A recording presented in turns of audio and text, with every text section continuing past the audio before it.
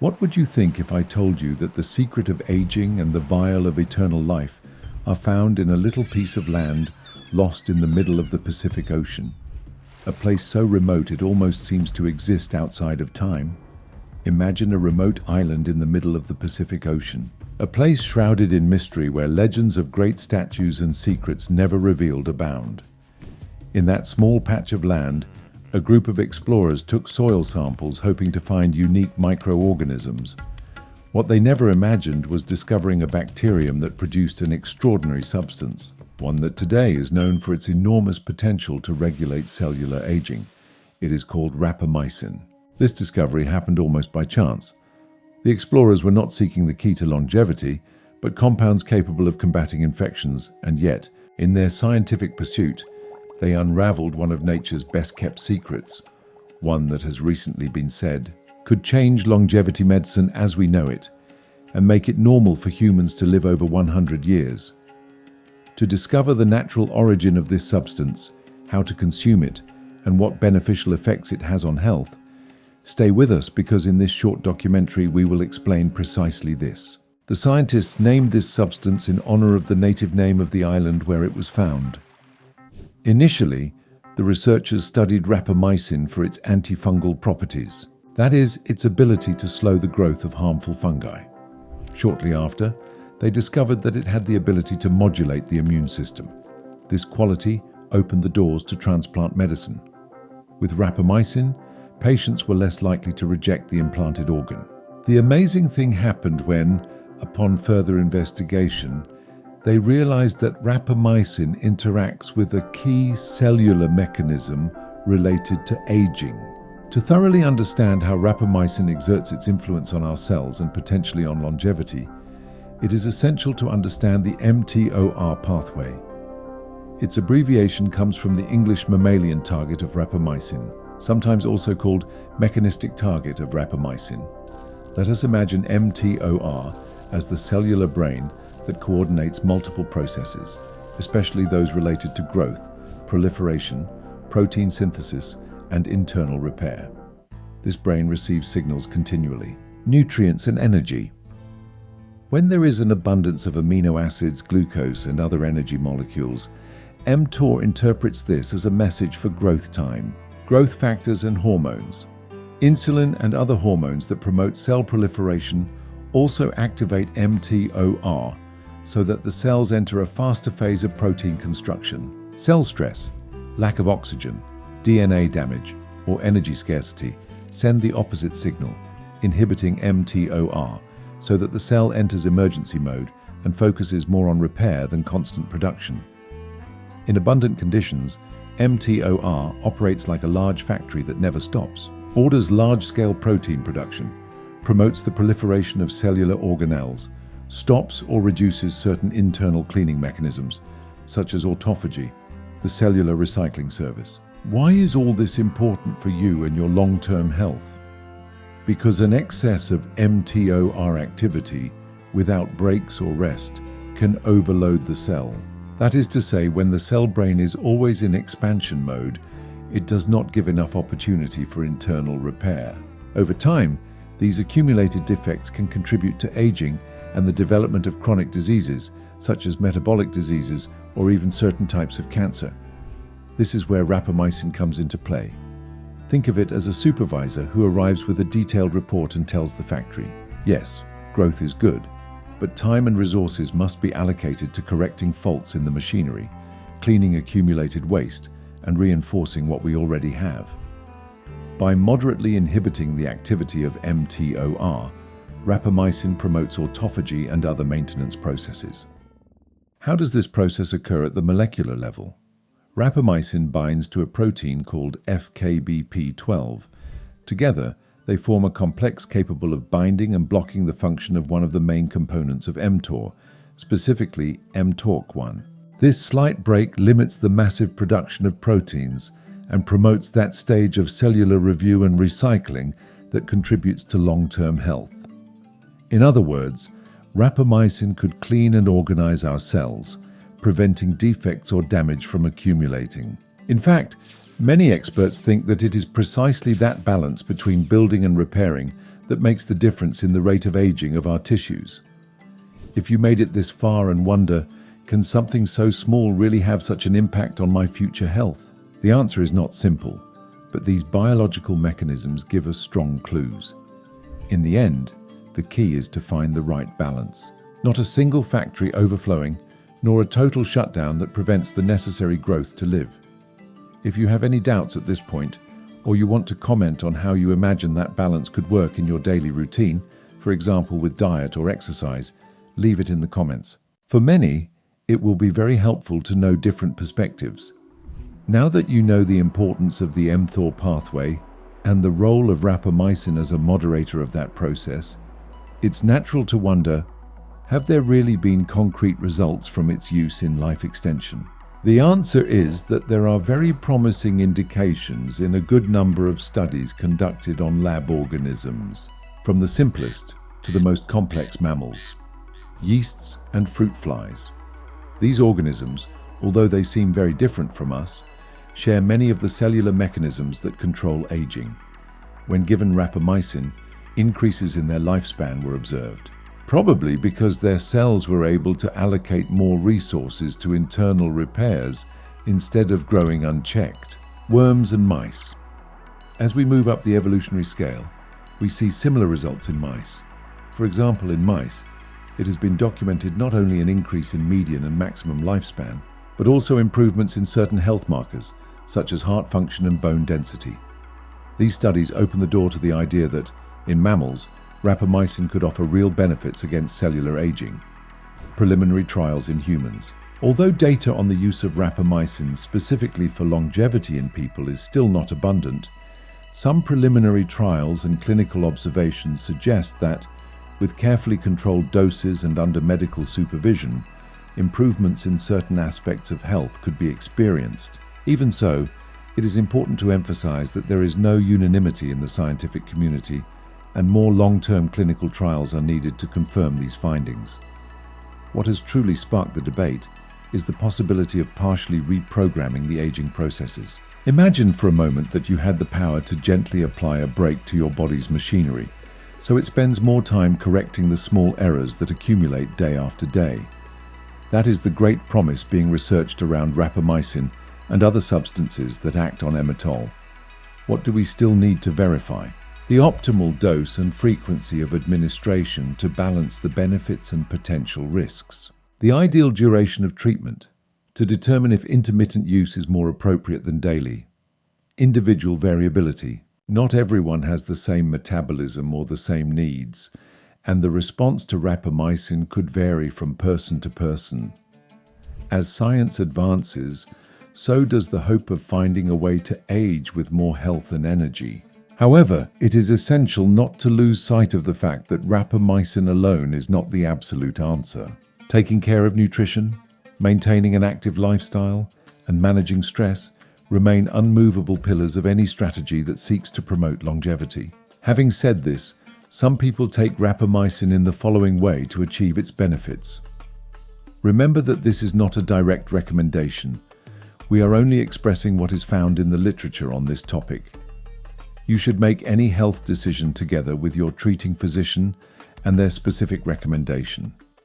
The dose of rapamycin is one of the topics that arouses the most curiosity, especially among those considering it for longevity purposes. And this is where things get delicate. The same substance that in high doses is used to prevent organ transplant rejection, in reduced doses and administered under strict medical supervision, could help modulate the MT or ER pathway and promote cellular cleaning and repair processes. Now then, how do we translate all this into specific numbers? In organ transplants, higher and daily doses are often used, for example, 2 milligrams daily, 5 milligrams daily, or more, depending on the exact clinical picture, to exert a strong immunosuppressive action. In longevity research protocols, much lower and intermittent schemes are discussed. One of the ranges mentioned in preliminary studies is around 3 to 6 milligrams once a week. Other protocols suggest split doses over a couple of days, or even every 2 weeks. Why the difference? Because if the aim is not to completely suppress the immune response, if not, just remind the cell of the importance of repairing rather than growing unchecked. The necessary dose can be significantly lower and administered at longer intervals. In other words, a small warning is enough to induce autophagy and slow down certain processes associated with aging. Anyway, it is important to emphasize that these dosage schemes are not universally accepted for use in longevity. Anyone interested should have follow-up and guidance from a healthcare professional who is aware of the potential risks and benefits, and ideally is familiar with the scientific literature on the subject. Some specialists also recommend monitoring key physiological parameters, such as glucose levels, lipids, and kidney function, to ensure there are no major side effects. The appropriate dose may vary according to age, weight, medical history, and the specific goals of each individual. Medical supervision not only provides peace of mind, but also offers a solid foundation for adjusting the dose or frequency based on personal response. Another important point is the legal availability of rapamycin. As a drug used in transplants, its distribution and sale are usually strictly regulated in most countries. Generally, a medical prescription is required to legally obtain it. In specialized clinics, it is possible to find some healthcare professionals that within research or anti-aging programs, they offer advice on the use of rapamycin. In these contexts, they can issue the prescription to acquire it in high-level pharmacies or specialized laboratories. Via hospitals or transplant centers, in most cases, rapamycin is given to patients receiving organs. These centers often handle much higher doses. Although the medication is the same, the justification for its use for longevity purposes is not part of the traditional indication, so not all doctors support its prescription for this purpose. Personal imports. In some places, it is possible to process personal importation if you have a valid prescription and special permission from health authorities. This varies greatly from one country to another, and some have very strict requirements. Here it is crucial to understand that, while there are people who have chosen to seek rapamycin from unregulated sources, for example, through buying and selling on the internet, this involves significant risks, quality and authenticity. The product is neither guaranteed to be genuine nor to contain the declared concentration. Medical responsibility. Without professional supervision, any side effects or complications are the responsibility and risk of the person consuming it without guidance. Given the above, the safest path for those considering rapamycin as part of a longevity strategy is to thoroughly inform themselves. Find a professional willing to guide the process and ensure obtaining the medication from legitimate sources. Although the legal landscape has not yet expanded with longevity indications, more and more specialists are showing interest in exploring this field responsibly. For those who manage to have medical advice and supervision, protocols may vary. Some key points to consider are type of dosage, intermittent weekly. An example could be taking rapamycin once a week in ranges of 3 to 6 milligrams or even less as recommended. Periodic microdoses. Other trials have tested smaller doses a couple of times a week, seeking a more stable effect. Duration of treatment.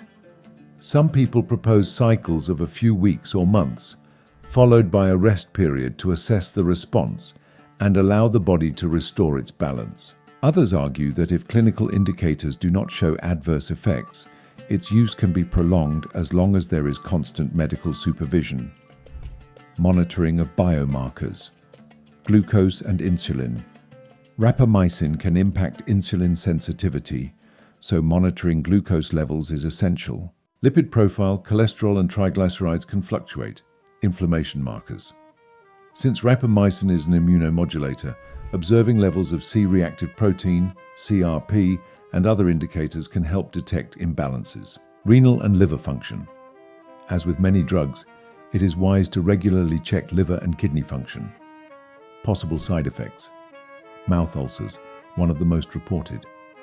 Greater risk of infections due to some level of immunosuppression. Metabolic changes, alterations in glucose and lipid metabolism.